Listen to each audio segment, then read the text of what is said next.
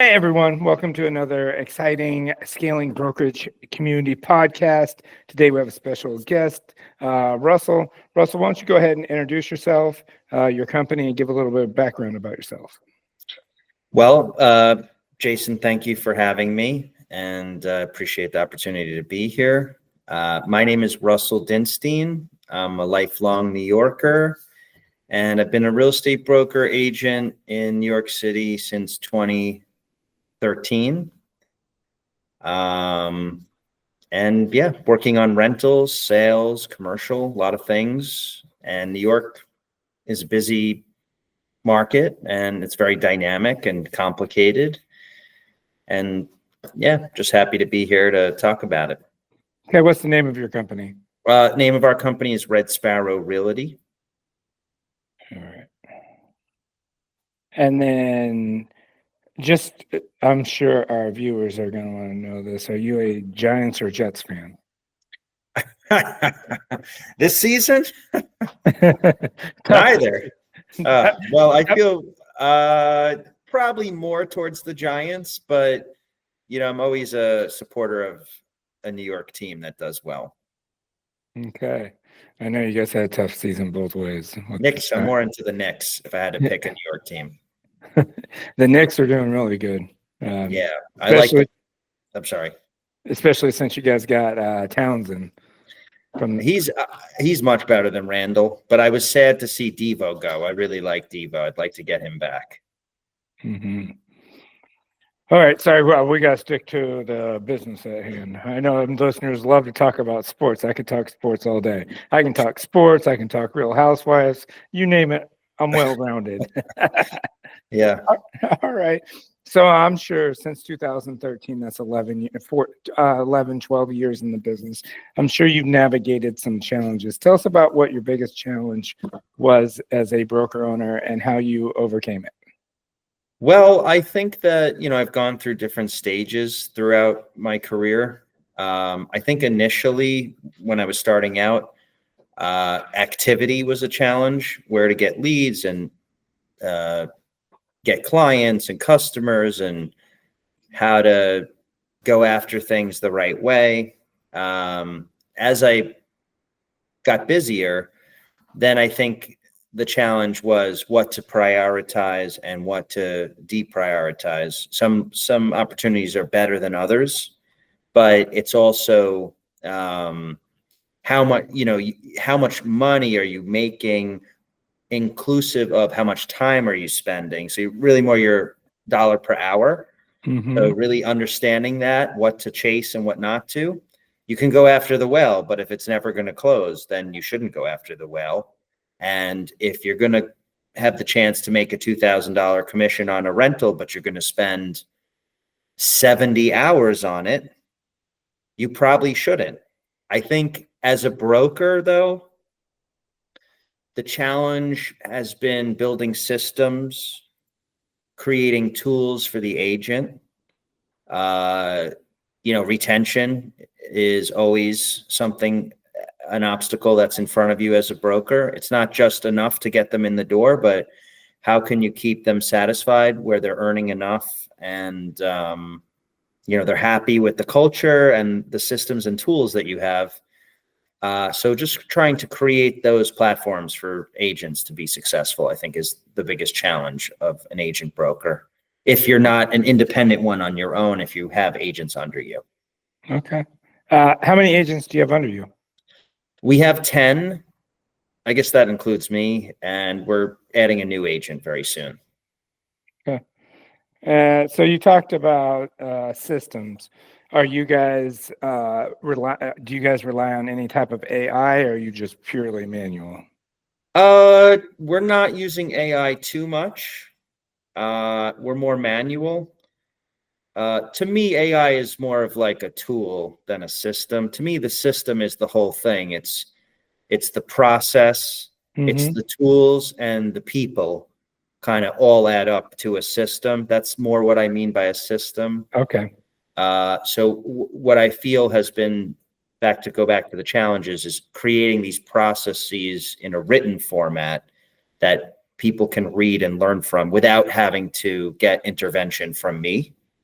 I do provide training and stuff, but I like them to have kind of a brush up on what we're going to be talking about in a written format before they come to me. So we have a little bit of an educated conversation. So just creating a lot of back-end processes for agents, how to deal with the customer client, but also back-end stuff, how to make a listing agreement and what form do you need to fill out to get a listing agreement made for you. And I think it's important to have a lot of centralized control with the brokerage. You don't want your agents making their own forms, making their own prescription about how to deal with a customer client, especially if they're new. So that's what I mean by a system, having something that agents can follow the process and the tools A to Z without even coming to me. It should all be in front of them in some kind of virtual written format. And that's what I've been working on. I never really had that before. Oh yeah. So you like your standard operating procedures and policies, and then, a Policy, procedure, also just how to. Yeah, that's important. How to do this, how to do that. Yeah. How to qualify a renter, how to qualify a buyer, how to have a pitch call, how to send an engagement email. And then a lot of agents, they don't have the written capacity to express themselves. So giving them kind of a leg up with some canned messaging that they could use in every situation, in every genre. So it's a work in progress, and I would say a life's work. Yeah. Well, that's where the AI comes in, right? Because they can just go out there and pop it into an AI bot and get the proper way to say something. I mean, that's where it's all turned to now, Chat GPT and, others. So. Right. Let's talk about how you market your brokerage. What do you say has been your secret sauce on marketing? Well, I think that there's a lot of ways to succeed, even if you copy exactly what other people do. There's a lot of successful people. I'm not the most successful broker out there. I'm not the most successful broker, but there's a lot of middle of the road and plenty of space to be successful. And just copying people the right people will get you somewhere. But I do think that there is opportunity to differentiate yourself as well. Once you get the hang of things, you get, into a groove of what's going on, you have a recipe, formula, prescription for success, then you start to make it your own more so. And I think the secret to my success, which, we're on the way up, is perspective. So, meaning that, what are we really selling?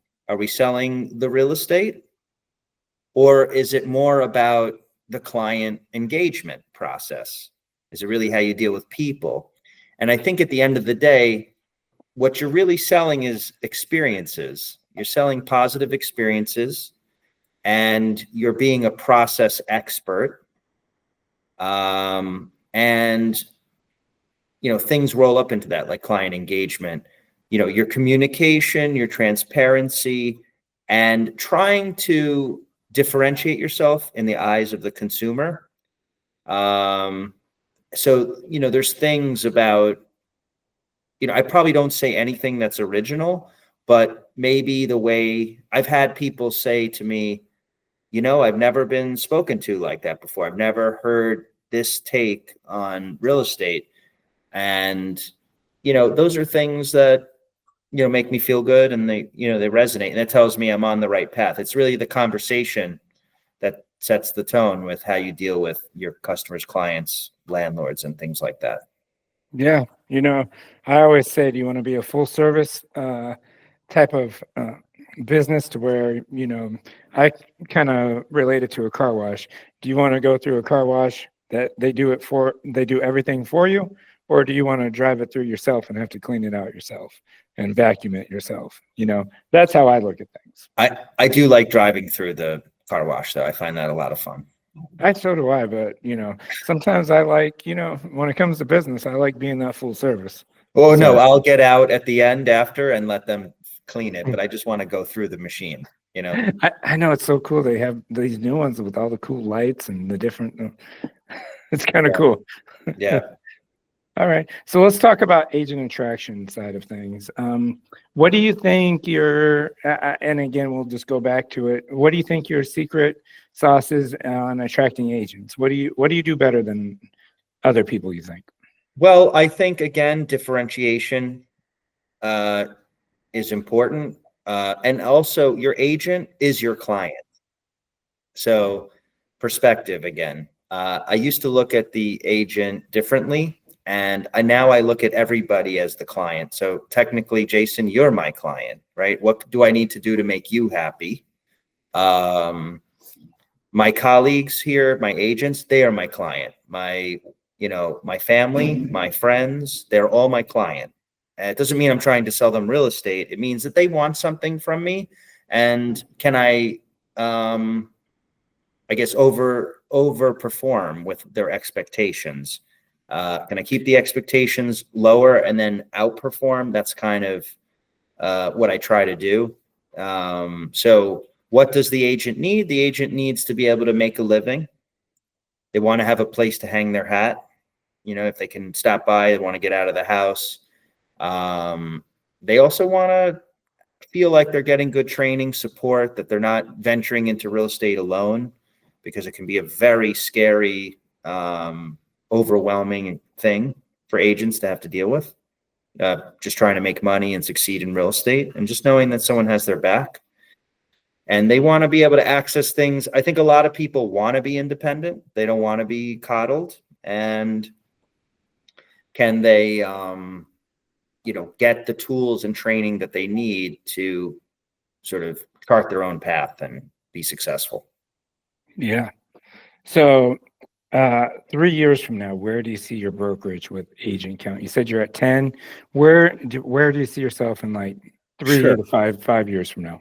I definitely want more agents. I am not into the factory recruiting style, like, hey, we'll have a class of 50 come in and we'll keep 4.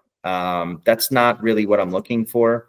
If I can't acquire the right kind of agent, then I'm happy not acquiring the agent whatsoever. I want an agent who will hopefully be a good performer with some support training if necessary, but also be a good person, do the right thing towards the client, towards the brokerage, even towards themselves. Be transparent, be communicative, and also augment our culture for the better. I think real estate brokerages need to have a culture, and that does start with the broker, but it doesn't end with the broker. It also includes the people, the support people, how you speak to each other, the agents, how you interact with each other. And I think it's nice to have a place where you can get together after and celebrate your wins also. So a little bit of not work related socializing as well is I think important. Yeah, some happy hours type things. Happy Yeah. hour, exactly. Yeah. Yeah. Annual, All like a holiday party, that kind of thing. Yeah. Okay. So now that we talked about that, let's talk about where you see yourself in 3 to 5 years. Well, I would say that if you're doing good business, you're always kind of in flux. A lot has changed for us in the past year. We got a client funnel that we're liking, and we're able to apply lead metrics. So really turning the business into a science more than just looking at it one deal at a time. So we know our conversion rate, we know how many leads per day we're getting.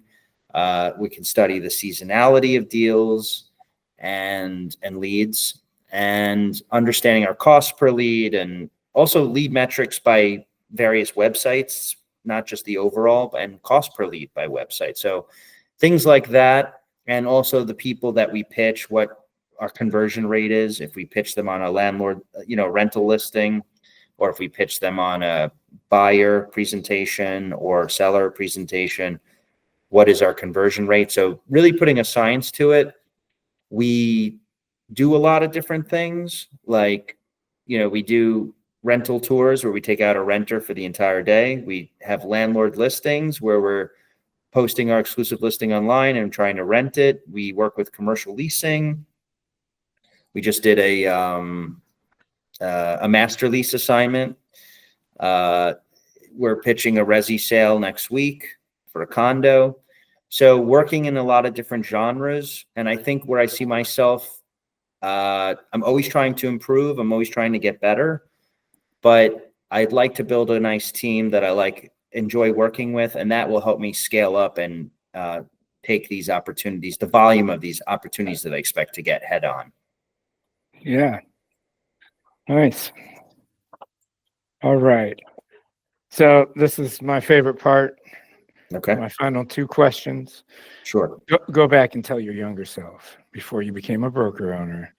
What's the 2 things you wish someone would have told you, and why? Run for the hills. Real estate's very tough. You really don't know what you're getting into. It's its own language. You're not fluent in it. I don't care what your life experience is. You are not fluent in being a real estate agent broker. So understand that it's going to be more challenging than you think. You're going to need more help than you could ever ask for.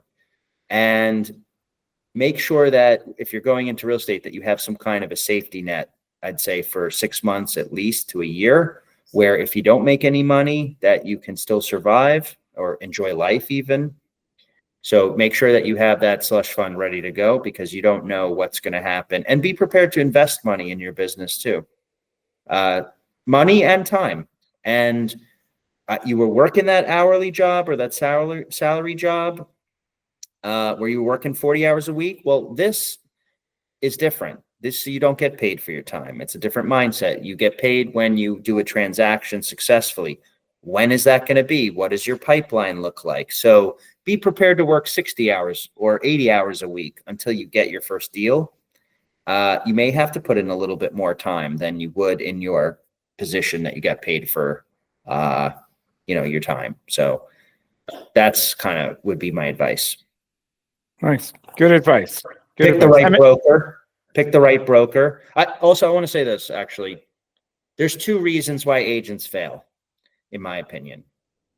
One, they pick the wrong broker. So the broker doesn't care about their development. And I think it's the broker's duty to care about their development. But that means providing support, training, tools, all those things that we talked about. If you pick the wrong broker, then go to a second broker and try that out, right? Ask them the right questions before you sign up. The other reason people fail is real estate isn't right for them.